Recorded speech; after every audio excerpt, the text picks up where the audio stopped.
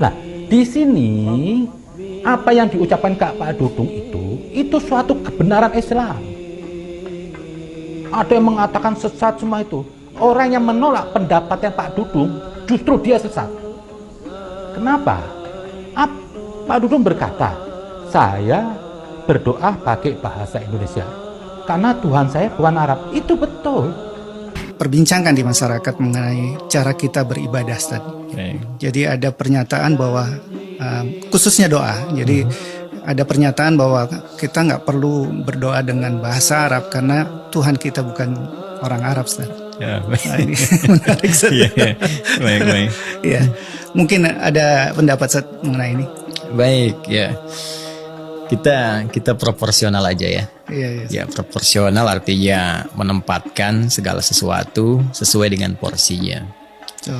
Nah, karena itu saya sering katakan bahwa siapapun dapat menghadirkan satu pernyataan dan dengan pernyataan itu kemudian kita bisa menilai lewat perangkat pengetahuan yang telah Allah anugerahkan kepada kita.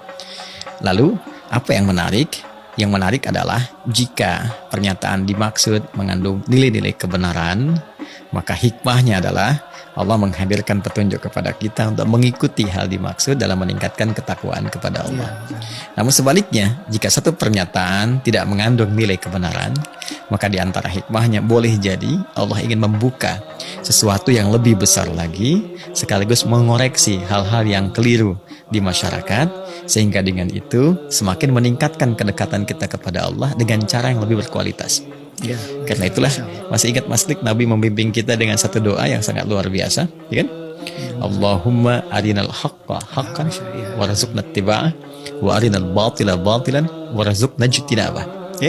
Ya Allah, mohon tunjukkan, perlihatkan kepada kami segala yang benar itu nyata kebenarannya dan berikan kami kekuatan untuk mengikutinya. Dan mohon tunjukkan kepada kami segala yang keliru itu nyata salahnya dan berikan kekuatan kepada kami untuk meninggalkannya. Karena itu prinsip dasar bagi kita setiap muslim, kita menilai wajar dulu segala pernyataan yang keluar. Tidak harus kemudian menyoal orang atau sumber dan sebagainya, sikapi secara objektif di sini. Lalu setelah itu kita lihat jika ada unsur kebenaran, kita ikuti dengan petunjuk Allah, dan standar menilai kebenaran itu tentunya dari persepsi syariat kita, kan?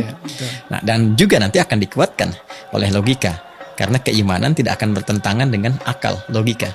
Akal itu diciptakan oleh Allah untuk mensupport iman, mensupport roh, kalbu. Ya, jadi gak mungkin bertentangan. Kalau belum ketangkap, artinya ada yang belum sampai, yakin dulu, baru hikmah kemudian datang. Tapi jika itu kemudian bertentangan dengan nilai kebenaran, kemuliaan, kebaikan, maka kita menilai dengan cara yang tepat, meninggalkan apa yang dibangun sebagai sebuah statement tadi itu, lalu kemudian mengisi dengan hikmah-hikmah kebaikan apa yang diinginkan di dalamnya. Betul. Dari sini kita berangkat untuk menilai. Indah sekali. Ya. Sekarang mari kita lihat ya dalam tinjauan pengetahuan dulu. Ya, kita baca dengan nalar dulu ya. Siap. Perangkat akal yang Allah anugerahkan kepada kita. Ini bisa diuji pertama dengan pertanyaan.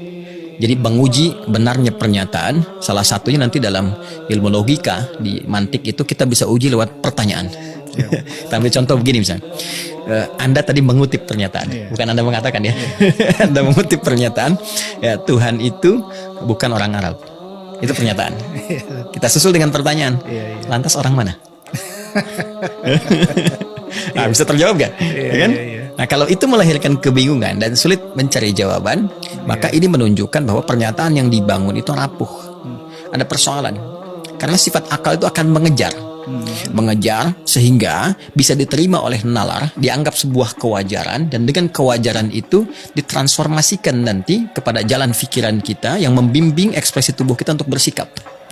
Itu standar berkehidupan kita seperti itu. Jadi kalau nggak bisa dijawab, orang mana ya, nggak ketemu gitu. Nah, ini artinya apa? Premis yang dibangun ya berdasar silogisme menjadi sebuah premis, jadi pernyataan. Ini ada yang rapuh. Apa yang rapuhnya kita telusuri.